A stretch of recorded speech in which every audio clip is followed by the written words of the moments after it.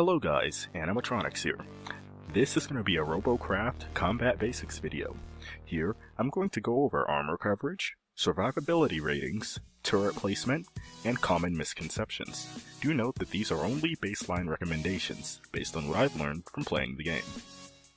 Now, armor is undoubtedly one of the most important aspects of your build, therefore, armor placement is critical to your survival on the battlefield.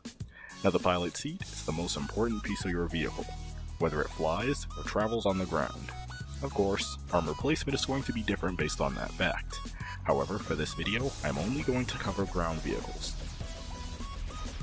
CPU P-flop level is going to be the limiting factor in how much armor and equipment you can use. Each block of armor uses one unit of that level. Survivability rating, which is a term I made for how long you will last on the battlefield with any particular design, will vary based on how easy it will be for enemy players to reach your pilot seat with their bullets. Design viability then is how practical your design is. Does just one skirmish leave you immobile, defenseless, exposed? You'll need to redesign, and I hope this helps you do that. Put as much armor on your vehicle as you can. I recommend putting most of your tech points into that.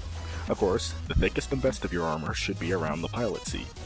Make sure that your design is symmetrical, and slightly longer than it is wide, for mobility reasons. At least 3 layers of armor help me survive most rounds, so I'd consider that as a base starting point. Protect your wheels as much as possible, because if you can't move, you're basically a sitting duck. Many of your starting designs are going to need to be constantly updated as you see fit, and only you can do this. You'll have to look at your playing style, your primary weak points of your design, etc. As for turret placement, when you place a turret on your vehicle, you'll want to make sure it has a clear line of sight to wherever you're shooting at. If it does not, it will be rendered useless.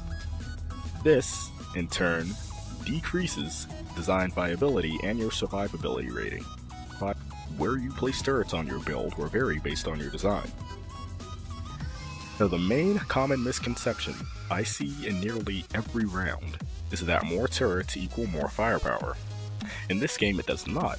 I know, it does seem logical that if you have one turret firing at 60 rounds per minute, if you add 2 turrets, it will double to 120 rounds per minute.